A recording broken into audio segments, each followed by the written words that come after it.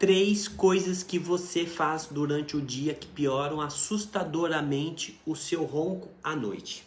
E o que eu vou te revelar agora pode explicar por que você ronca cada vez mais forte, mesmo tentando tudo na hora de dormir.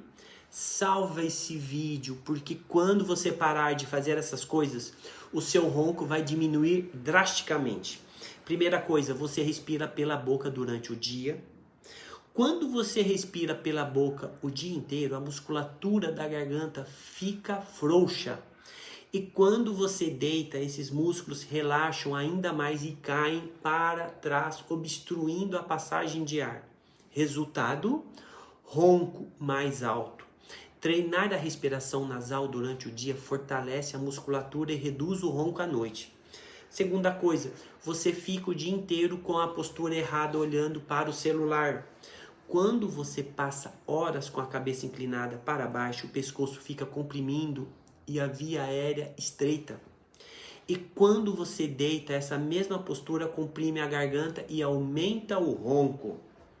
Corrigir a postura durante o dia melhora a respiração durante a noite. Compartilhe esse vídeo com alguém que você sabe que vive de cabeça baixa no celular e ronca muito. Essa pessoa precisa entender a conexão entre postura e ronco. A terceira coisa, você toma refrigerante e come ultraprocessados o dia todo. Isso causa inflamação na garganta e inchaço nos tecidos. Quando a garganta está inflamada, a passagem de ar fica mais estreita e o ronco piora absurdamente.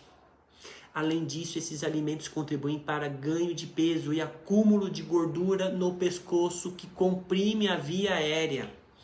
Eu sou Evandro Augusto, cirurgião bucomaxilofacial há mais de 30 anos. Me segue para mais dicas sobre como reduzir o ronco e comenta aqui, ó.